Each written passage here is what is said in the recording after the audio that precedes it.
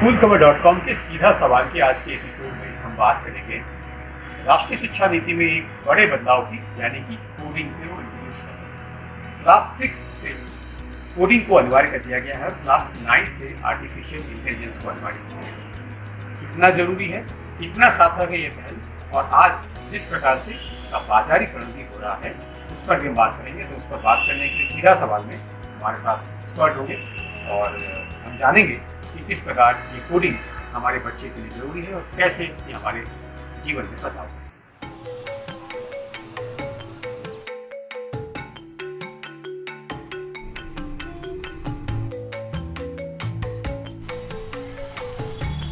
How are you? Oh, nice to meet you.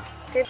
And what you're working on these days? I started with the Android development right from my college days. The Gingerbread was just launched, so I was really excited that the future is going to be full of smartphones.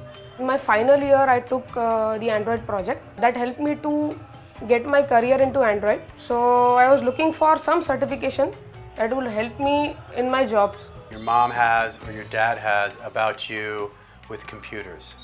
Actually, my dad had bought the first computer and it was really very expensive, and I was not allowed to touch that computer, and then I broke the computer. Then I did a research like how do I fix it. I installed the OS, so they were really like how did you do that?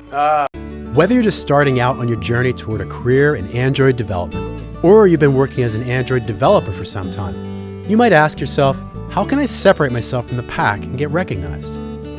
Introducing the Associate Android Developer Certification by Google, an achievement available to those who can display the skills of an entry-level Android developer. नई शिक्षा नीति के तहत कक्षा 6 से बच्चों को coding की पढ़ाई कराई जाएगी। कोडिंग कंप्यूटर से जुड़ी हुई है, जो एक तरीके की कंप्यूटर की ही लैंग्वेज है, जिसे अब 6ठी कक्षा से पढ़ाया जाएगा।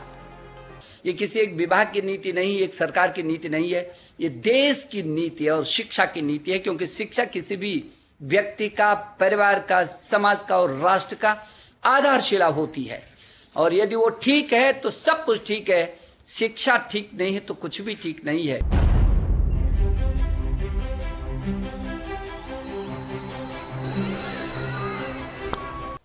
सीधा सवाल में आज हम बात करने वाले हैं शिक्षा में, यानी नेशनल एजुकेशन पॉलिसी, राष्ट्रीय शिक्षा नीति में हुए एक बड़े बदलाव ये हुआ है कि कंप्यूटर के सब्जेक्ट में क्लास 6 से कोडिंग को अनिवार्य कर दिया गया।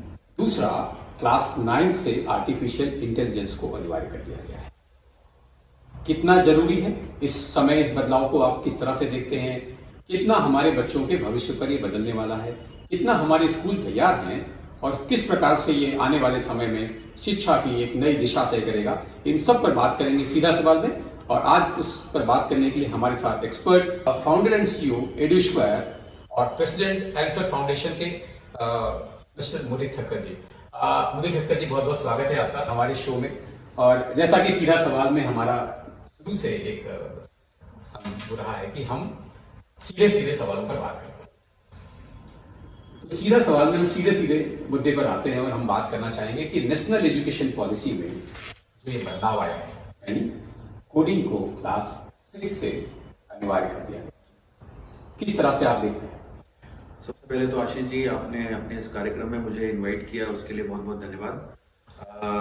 सीधा सवाल के पुराने एपिसोड्स मैंने देखे हैं और आपका ये पहल साधुवाद करने योग्य पहल है। स्कूल्स के ऊपर बात करना और उनके ऊपर एजुकेशन, शिक्षा के ऊपर बात करना आज की डेट की बहुत बड़ी इंपॉर्टेंट चीज़ है।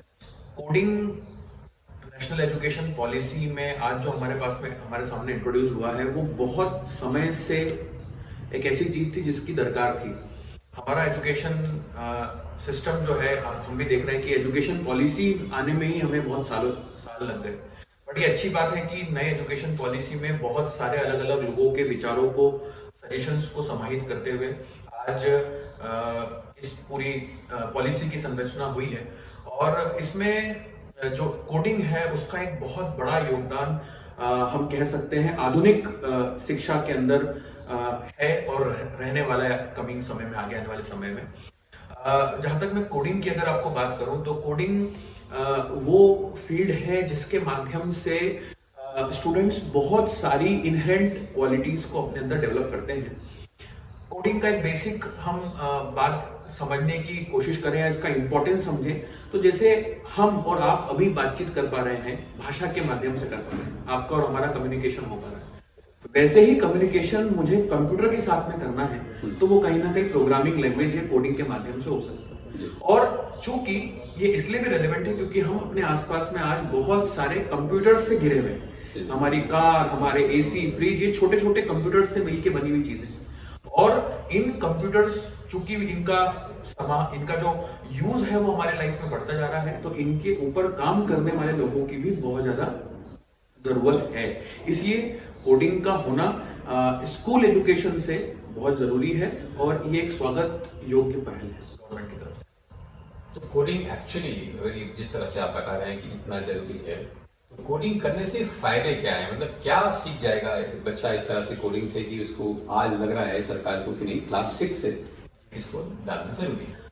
कोडिंग के माध्यम से स्टूडेंट जब इस एज ग्रुप से, जब अभी हमने जब नेशनल एजुकेशन पॉलिसी की बात कर रहे हैं, तो आपने भी जैसे बताया कि 6th क्लास से इस पॉलिसी में ऐसा कहा गया है कि इसका इम्प्लीमेंटेशन स्टार्ट हो, और फिर साथ में इसमें इंटर्नशिप्स और वोकेशनल प्रोग्राम्स की भी कहीं ना कहीं बात की गई है। तो कोडिंग के आने से जो प्रोग्राम्स या जो चीजें सीखेंगे, वो सामने जो चीजें सीखेंगे उसके साथ में स्टूडेंट्स मेनली ऐसी बहुत सारी चीजें सीखेंगे जो इनहेरेंट पीछे बैकग्राउंड में काम करेंगी। जैसे कि हम आसपास में हमारे यहाँ पे देखते हैं कि एक बेसिक स्टूडेंट जो है आज एक मोनोटोनस लर्निंग वाले मोड में है, जिसमें टीचर्स ने जो पढ़ाया वो उसने उसको याद कर लिया और उसका कंप्लीट हो गया। कोडिंग और रिलेटेड सब्जेक्ट्स जिसको हम रोबोटिक्स और आर्टिफिशियल इंटेलिजेंस कहते हैं, इसके माध्यम से स्टूडेंट कोई भी कार्य या कोई भी टॉपिक जो पढ़ता है उसको करके देखता है, जिसको हम लोग DIY बोलते हैं, डू इट योरसेल्फ, जिसमें स्टूडेंट्स का प्रैक्टिकल नॉलेज की तरफ जो है झुकाव ज्यादा होते जाएगा। और हम इंडियन एज अ होल की हम बात करें तो इनोवेशन का जो एक कल्चर होना चाहिए, वो इनोवेशन की तरफ हम लोग आगे बढ़ेंगे। हम लोग आज एज अ ओवरऑल वर्कफोर्स की बात करूं मैं, तो हम लोग इंस्ट्रक्शंस को फॉलो करने वाले लोग हैं, बट हम कोई नई चीज क्रिएट कर सकें, इनोवेशंस कर सकें, वहां पे आज हम बहुत हद तक लैग कर रहे हैं। तो कोडिंग से स्टूडेंट किसी प्रॉब्लम को कैसे सोचना, उसके निष्कर्ष तक कैसे धीरे धीरे स्टेप बाय स्टेप आना, उसको कैसे टुकड़ों में डिवाइड करना, उसके प्रॉब्लम में आने वाली परेशानियों से जूझना, ये सभी चीजें इनहेरेंटली सीखता है। साथ में बहुत सारी क्वालिटीज है, टीम वर्क की क्वालिटी है, साथ में काम करने की क्वालिटी। लेकिन ये सारी चीजें तो बच्चा ऑलरेडी सीख रहा था, अभी तक सीख ही रहा था। अगर उसको लग रहा है कि 12th के बाद उसको कोडिंग सीखनी है या प्रोग्रामिंग सीखनी है, ये चीज ऑलरेडी चल रही थी जी। सरकार को ऐसी क्या जरूरत लग गई कि उसको लगा कि नहीं क्लास 6 से कोडिंग डालना चाहिए? अगर मैं 12th के बाद की बात करूं तो स्टूडेंट जनरली 3 साल का या 4 साल का ग्रेजुएशन करता है। अगर इसका जो ये ओवरऑल, क्योंकि अल्टीमेटली वहां पे जाके आज मैक्सिमम जॉब्स अवेलेबल हैं, वो कंप्यूटर ओरिएंटेड सॉफ्टवेयर इंडस्ट्रीज के अंदर जनरली अवेलेबल होती है। उन फील्ड में जब तैयारी करना स्टूडेंट इस कॉलेज स्कूल के बाद में कॉलेजेस में जब स्टार्ट करता है, तो वहां पे वो उस चीज को समझने में ही उसका एक बहुत सारा समय निकल जाता है। पर जब वो प्रैक्टिस, उस चीज को समझने की प्रैक्टिस स्कूल से ही होगी, तो वो उस स्टूडेंट उस चीज से यूज टू हो जाएगा, और यूज टू होने के बाद में जब इंजीनियरिंग में जाएगा तो वहां पे एक्चुअल प्रोडक्टिव प्रैक्टिकल ओरिएंटेड काम करेगा, पहला।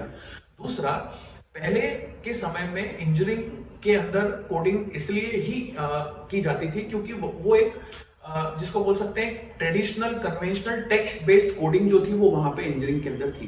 बट आज हमारे पास में कुछ ऐसे अच्छे प्लेटफॉर्म्स, इतने सरल प्लेटफॉर्म्स अवेलेबल हैं, जिसके माध्यम से जो लॉजिक डेवलपमेंट वाला जो पार्ट है वो आज स्कूल से ही स्टूडेंट्स को। तो क्लास 6 से बच्चा कोडिंग सीख पाए? स्टूडेंट प्रोग्राम बनाता है या जो कोड करके जो कुछ प्रोजेक्ट्स 10-15 बनाएगा, उन कोड्स का कितना रेलेवेंसी होगा आगे जाके, ये एक प्रश्न वाला प्रश्न है। बट उन 10, 20, 25 प्रोग्राम जो उस बनाएगा, उस दौरान जो चीजें सीखेगा, जो प्रैक्टिस उसके अंदर आएगी, किसी प्रॉब्लम को सोचने के बारे में, उसको कैसे हम लोग टुकड़ों में डिवाइड कर सकते हैं, कैसे, ये एक रियल लाइफ स्किल है।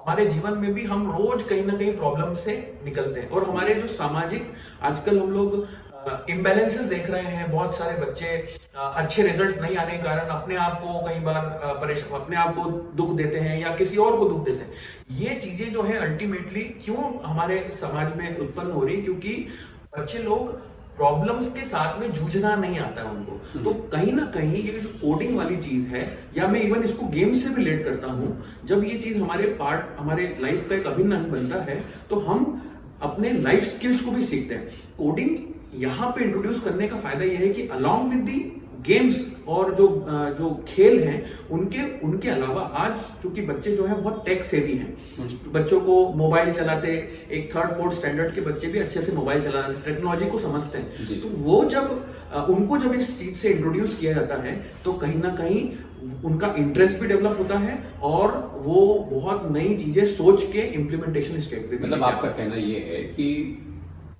टेक्स्ट बेस्ड जो कोडिंग है वो केवल ऐसा नहीं है, अभी थोड़ा एक अलग टेक्नोलॉजी भी आ गई, जैसे ब्लॉक बेस्ड कोडिंग। जी आपने बिल्कुल सही कहा। क्लास 6 से जो है शायद ब्लॉक बेस्ड कोडिंग को इंट्रोड्यूस करेगी सरकार, ऐसा कुछ होगा। जी सो ब्लॉक बेस्ड कोडिंग जो है ये आज से नहीं है, बहुत समय से है। यूएस में और बड़ी दूसरे अलग देशों में ब्लॉक बेस्ड कोडिंग का बहुत चलन है, वहां पे स्कूल में ऑलरेडी ये इम्प्लीमेंटेड है। ब्लॉक बेस्ड कोडिंग का मतलब यह है कि हमें unnecessary code, text based code के अंदर परेशान नहीं होना पड़ेगा। हमें अपने प्रॉब्लम को सोच के उसके अंदर क्या क्या तरीके अपना के उस प्रॉब्लम के सॉल्यूशन की तरफ जाना है, वहां पे हमको फोकस करना होगा। तो उसमें क्या होता है, स्टूडेंट्स मल्टीपल हमारे पास में ब्लॉक्स होते हैं, उन ब्लॉक्स को स्टूडेंट जोड़ता है और जोड़ के अपने लॉजिक्स क्रिएट करना स्टार्ट करता है। तो ये एक सरल तरीका है, क्योंकि ब्लॉक्स हमने आजकल स्कूल के बच्चों को या हमारे घर में भी हम बच्चों को छोटे छोटे ब्लॉक्स बेस्ड कोड भी प्लास्टिक के आपने देखे होंगे ब्लॉक पे, तो उनको जोड़ के बच्चे लोग अलग अलग चीजें बनाते हैं। वैसे ही ब्लॉक्स जो है वो अब कोड के फॉर्मेट में आ चुके हैं, उनको जोड़ के हम अपने लॉजिक्स या कोड को इम्प्लीमेंट किया जा सकता है। तो ये माना जाए कि चूंकि सरकार ला चुकी है प्लानिंग में, नेक्स्ट ईयर करिकुलम भी आ रहा है, तो क्या लगता है कि इस लेवल की टेक्नोलॉजी आएगी, टीचर अभी अगर मैं बात करूं भारत में बहुत सारे सर्वे आए हैं कि कंप्यूटर जैसे सब्जेक्ट में भी अभी वो कमांड नहीं हो पाई। तो आपको क्या लगता है कि टीचर्स इतने तैयार हैं कि जो इस एक कोड सरकार लाएगी और बोलेगी कल से जो है कोडिंग इंपॉर्टेंट है या कोडिंग कंपल्सरी है स्कूलों में, क्या टीचर्स तैयार हैं उसके लिए? नो डाउट आशीष जी, अच्छा क्वेश्चन है। ये नो डाउट हमारे सामने एक प्रॉब्लम जरूर रहेगी, जिसमें कोड जब इंट्रोड्यूस होगा तो जो कन्वेंशनल टीचिंग मेथोडोलॉजीज है वहां पे अभी तक चूंकि कोड नहीं था, तो ये एक नई चीज, जितना स्टूडेंट के लिए नई चीज है उतना ही टीचर्स के लिए भी नया है जी। बट मुझे ऐसा लगता है कि एक प्रॉपर सपोर्ट इंफ्रास्ट्रक्चर क्रिएट करके जो हमारे एग्जिस्टिंग टीचर्स हैं उनको भी हम एम्पावर कर सकते हैं इन नए टाइप की चीजों को डिलीवर करने के लिए, नए टाइप के कोर्स को डिलीवर करने के लिए। और साथ में हमारे सामने एक नई वर्कफोर्स भी तैयार, एक नए एम्प्लॉयमेंट जनरेशन की पॉसिबिलिटी भी तैयार होगी, जिसमें जो इंजीनियर्स या जो टेक्नोक्रेट्स कोडिंग रिलेटेड अपने ग्रेजुएशन करके निकल रहे हैं, उनको भी टीचिंग फील्ड में अपॉर्चुनिटी के रूप में अपना काम करने का, योगदान करने का मौका मिलेगा। वो नॉर्मल कन्वेंशनल सब्जेक्ट्स ना पढ़ाते हुए वो कोडिंग जैसे सब्जेक्ट्स को जो है पढ़ा सकते हैं और बच्चों को इन पूरी चीजों में महारत हासिल कर सकते हैं। बट एक नॉर्मल कन्वेंशनल टीचर भी चाहे कि मुझे इस फील्ड को समझना है या स्टूडेंट्स को समझाना है, तो चूंकि वो इतना सिंपल है कि स्टूडेंट अगर सीख सकता है तो टीचर उसमें अगर एक रिस्पेक्टेबल अमाउंट ऑफ टाइम दे तो वो भी उसको सीख के आगे उस नॉलेज को ट्रांसफर बढ़ा सकता है। लेकिन फिर इसी से एक सवाल निकल के मेरे को आता है दिमाग में कि जहाँ आज अगर मैं बात करूँ भारत जैसे देश में, जहाँ एक बहुत बड़े स्केल में एक अगर आप देखेंगे बहुत बड़े एरिया में आज कंप्यूटर जैसी बेसिक सुविधा भी नहीं है, तो उन जगह पर जहाँ आज कंप्यूटर जैसी हमने बेसिक सुविधा नहीं दे पाए हैं, उन जगह पर कोडिंग जैसा सब्जेक्ट जब कंपल्सन हो गया तो पढ़ाना कैसा लगता है, क्या हो पाएगा, ये संभव है? मुझे लगता है इसका जो इम्प्लीमेंटेशन है वो डे 1 से कंपल्सरीली इम्प्लीमेंटेशन शायद ना हो पाए। इसका चरणबद्ध तरीके से जो है वो इम्प्लीमेंटेशन होगा, टियर 1, टियर 2, टियर 3, और उसके बाद में हमारा जो ग्रामीण क्षेत्र है वहां तक हम लोग धीरे धीरे पहुंचेंगे। क्योंकि एक रिप्लिकेट मोड में वर्कफोर्स भी तैयार होगी, इसको जानने वाले लोग भी तैयार होंगे।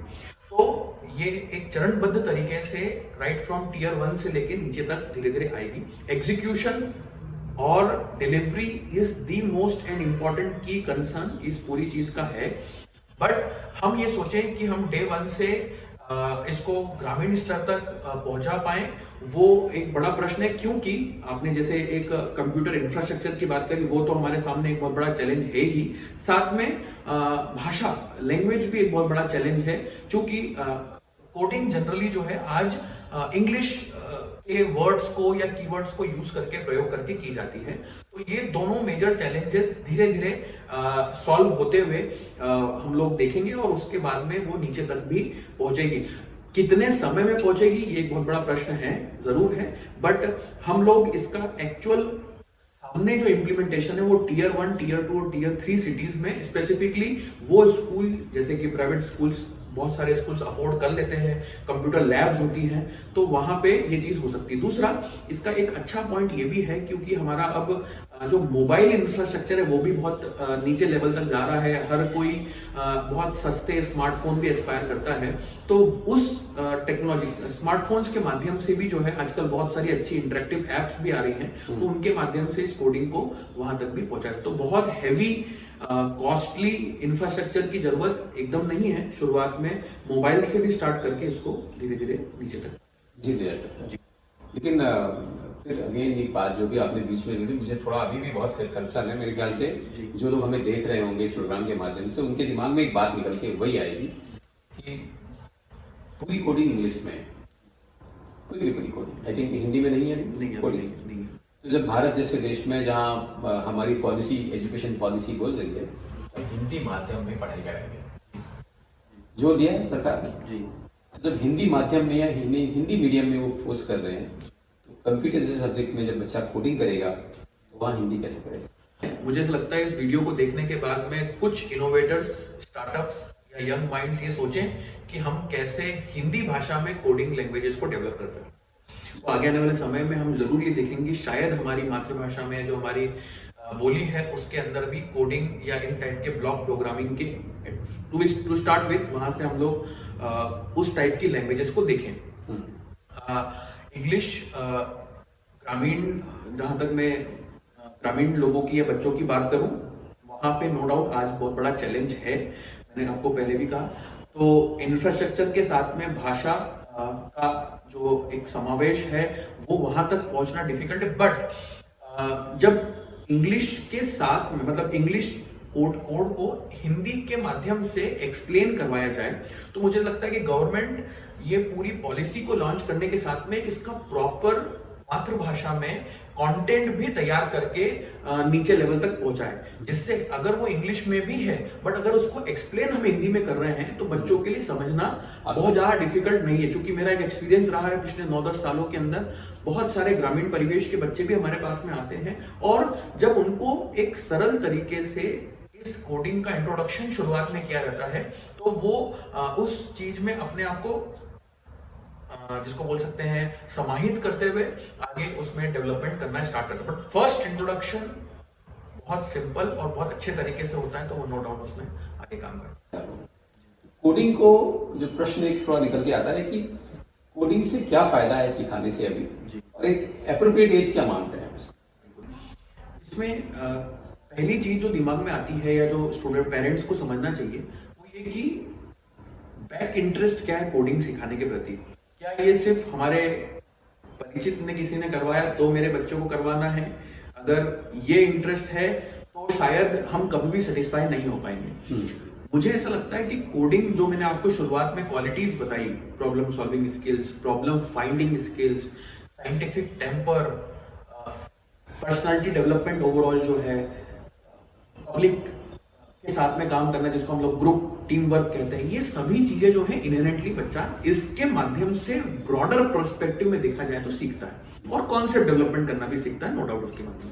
तो ये अगर इंटेंशन है, ये चीज हमारे दिमाग में क्लियर है, तो हम अननेसेसरी एस्पिरेशंस दिमाग में नहीं रखेंगे। बताऊं, एक पेरेंट्स का हमारे पास में कुछ दिनों पहले फोन आया, मेरा बच्चा फर्स्ट स्टैंडर्ड में है और हमें उनको कोडिंग सिखाना है। क्या मैं करवा सकती हूँ? तो मैंने उनको बोला कि अभी जो जिस एज ग्रुप में है यहाँ पे उसको ओपन एंडेड खेलने दिया जाए। अभी हम लोग अगर उसको गैजेट्स के सामने और खूब सारा उसको, चूंकि ऑलरेडी अभी तो पेंडेमिक के समय में बच्चा ऑलरेडी गैजेट्स में बहुत इन्वॉल्व है, तो और मोबाइल में ऑलरेडी आदत रहती है, तो अभी उसको गैजेट्स और इन सब चीजों में बहुत ज्यादा इन्वॉल्व करने की जरूरत, चूंकि उसकी समझ में भी नहीं है कि एक्चुअल में कोडिंग में क्या क्या चीजें हो रही है। तो इसीलिए थोड़ा सा शुरुआती समय में जल्दी ना करते हुए हम 5th स्टैंडर्ड या 6th स्टैंडर्ड के बाद में बच्चों, थोड़ा सा जब बच्चा टेक्नोलॉजी समझता है या मोबाइल को ऑपरेट करना प्रॉपरली सीख जाता है, उसके बाद में इंट्रोड्यूस करें तो एक लॉन्ग टर्म उसका जो फर्स्ट इंट्रोडक्शन, जैसे मैंने आपको कहा, वो फर्स्ट इंट्रोडक्शन इतना सॉलिड होगा कि वो उसके प्रति उसका इंटरेस्ट कंटिन्यूअसली बना रहेगा। तो शुरुआत में हमें जो हमारे आजकल पजल ओरिएंटेड गेम्स हैं, घर में भी हम लोग देखते हैं, और पुराने हमारे भारतीय गेम भी बहुत सारे ऐसे जो पजल ओरिएंटेड है, जिसमें माइंड का सिमुलेशन होता है बच्चों का, उन टाइप के गेम्स या जो खिलौने अवेलेबल हैं, वहां से हम स्टार्ट करें, धीरे धीरे उनकी एक समझ डेवलप करें इस टाइप के चीजों के लिए, और फिर स्लोली एंड स्टडीली जो है वो बच्चों को इन 5th स्टैंडर्ड के लगा। विज्ञापन की एक बड़ी दुनिया क्रिएट हो गई है, और आज अगर आप टीवी ऑन करिए या मोबाइल ऑन करिए तो पेरेंट्स को हर जगह कोडिंग दिखाई दे रही है। यहाँ है कोडिंग, क्या आपका बच्चा कोडिंग सीख रहा है? नहीं सीख रहा है, क्या कर पाएंगे? क्या आपका बच्चा कुछ नहीं कर पाएगा? अच्छा, बच्चा आपका पीछे नहीं लगेगा, मतलब एक पूरी रेस चल रही है। तो आपको नहीं लग रहा है कि ये जो पूरी रेस, भागम भाग रेस आ गई है कोडिंग पे, पेरेंट्स परेशान हो गया है, तो पेरेंट्स क्या करें? बहुत कंफ्यूज हो गया पेरेंट्स को। तो कुछ गाइड करिए हमारे इन पेरेंट्स को कि जो कोडिंग के लिए उनको लग रहा है कि शायद उनके बच्चा पीछे रह जाएगा। मैं आपको ये जरूर बताऊंगा, ये बहुत रिलेवेंट प्रॉब्लम है जो आज बहुत सारे पेरेंट्स से जब हम बात करते हैं तो वो देखने में आता है। हम कोडिंग का तो आज जो ये पूरा एक हाइप क्रिएट हुआ है वो आज क्रिएट हुआ है। हम लोग इन टाइप की चीजों में पिछले 4-5 सालों से पेरेंट्स बच्चों के साथ में, स्कूल के बच्चों के साथ में बहुत समय से काम करते हैं। कहने का मतलब ये है कि जो ये पूरा एक वर्चुअल गुब्बारा सा जो बना है, जिसमें हर कोई एस्पायर कर रहा है कि हम वो करें, तो ये जो मार्केटिंग आजकल जो हम फेसबुक पे जहां हम खोलते हैं वहां पे हमको दिखता है पूरा एड्स। तो मेरा पेरेंट्स को यही बोलना है कि इसके अंदर एक बहुत huge amount of funding involve करके इन टाइप के कैंपेन्स को ड्राइव किया जा रहा है, और उसमें बहुत सारे फेक कमिटमेंट्स भी जो हैं मुझे ऐसा लगता है किए जा रहे हैं, जिसमें हम देख रहे हैं कि एक बच्चा कोडिंग कर रहा है और बाहर जो है इन्वेस्टर्स की लड़ाई हो रही है एक दूसरे से कि वो फंडिंग करना चाह रहे हैं, जो कि एक्चुअलिटी में नहीं होता है। बहुत बड़े बड़े इन्वेस्टर्स अपने इन्वेंटर्स अपने अच्छे अच्छे आइडियाज को लेके भी कई बार जो है वो मार्केट में जाते हैं। एक पॉजिटिव एस्पिरेशन क्रिएट करना और एक फॉल्स कमिटमेंट करना, इनके बीच में एक थिन लाइन है जिसको हमें समझना होगा।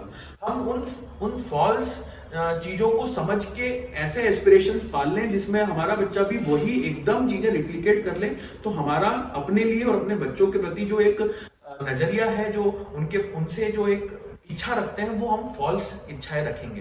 बट और दूसरा, अगर मैं आपको ये देखूं कि अगर कोडिंग हम 5th-6th स्टैंडर्ड से भी इंट्रोड्यूस करते हैं तो बच्चे लोग 12th पास होते होते उनके पास में 6 से 7 साल है।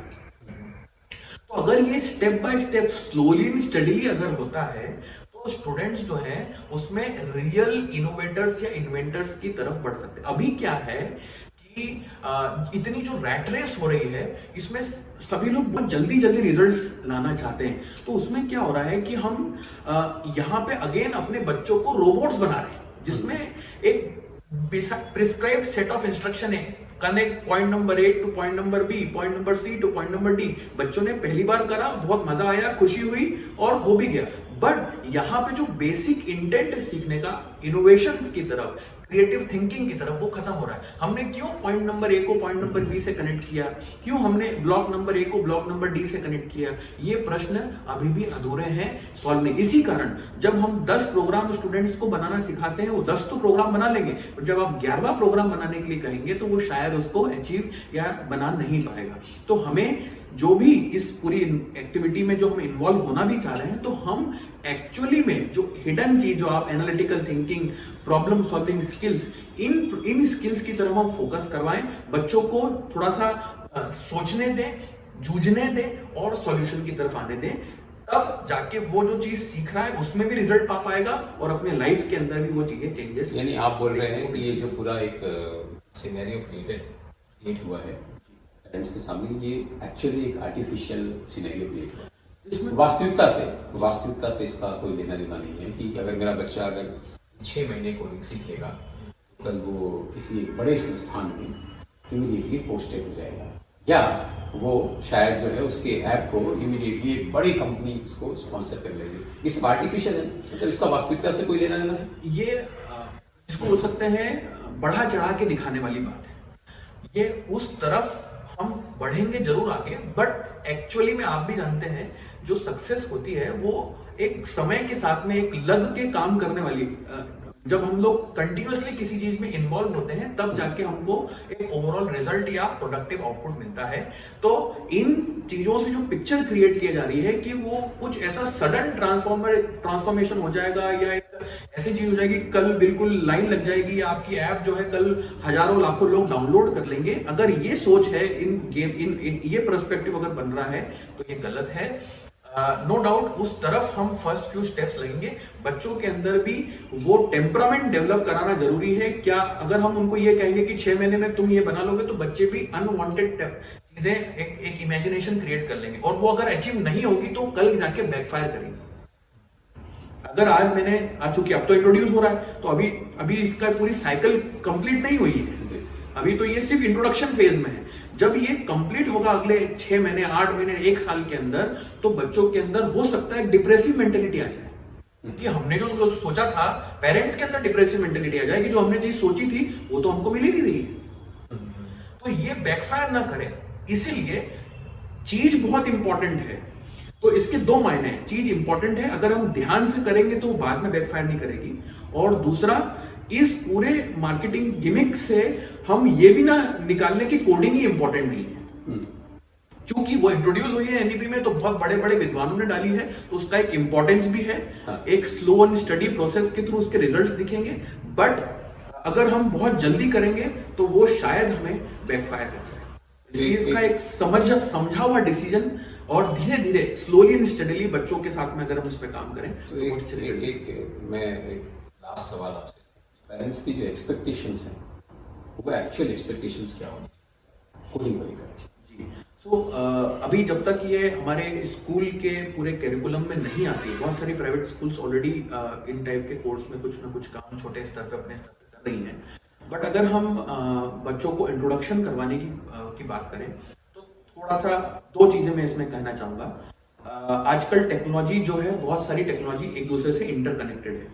सिर्फ कोडिंग के नॉलेज से जो है हमें जो इनहेरेंट चीजें वो तो मिलेगी, बट कुछ प्रोजेक्ट ओरिएंटेड काम करना है तो इस रोबोटिक्स का इम्प्लीमेंटेशन जो है हम चाहे रोबोटिक्स में करवाएं या इस कोडिंग का इम्प्लीमेंटेशन हम ऐप डेवलपमेंट में करवाएं, तो ऐसे मल्टीपल चीजों के अंदर आगे जाके इसी कोडिंग को हम लोग आर्टिफिशियल इंटेलिजेंस में इम्प्लीमेंट करते हुए उनके रिलेटेड प्रोजेक्ट बनाए, तो ऐसे बहुत सारी टेक्नोलॉजी दूसरे से जुड़ी हुई। तो हमें एक समय में एक चीज को लेके हम बच्चों को कहें कि वो उसमें मास्टर करें। आज जो है एक जिसको बोल सकते हैं, ऐसा कहा जा रहा है कि 6 महीने में आप सब चीजें कर लो एक साथ, तो वो jack of all and master of none वाली कहानी जो है वो हमारे सामने फिर हो जाएगी, जिसमें इंट्रोडक्शन तो सभी का मिल गया बट हमने रियलिस्टिक काम किसी में नहीं किया। तो हम धीरे धीरे स्टेप बाय स्टेप इस प्रोसीजर में, इस पूरे चीजों में आगे बढ़ें। इंट्रोड्यूस जरूर कोशिश कर सकते हैं, करें तो करें, और साथ में दूसरी चीजों भी जो बच्चों के रेगुलर खेल है उनको वो अफेक्ट ना हो, साथ में कोडिंग का इंट्रोडक्शन भी करें और धीरे धीरे इस तरफ आगे बढ़े। और एक राइट एज, लेट से 5th स्टैंडर्ड 6th स्टैंडर्ड से अगर हम करेंगे तो बच्चा स्टूडेंट्स के सामने इसका एक राइट इंट्रोडक्शन होगा और वो लंबे समय तक इस चीज को कंटिन्यू कर पाएगा और प्रोडक्टिव चीजें बनेंगी। मुझे लगता है कि हमारे जो दर्शक हैं ये इस पूरे शो के माध्यम से जो कोडिंग को लेकर एक पूरा दृश्य चल रहा है उसके बारे में उनकी समझ डेवलप हुई।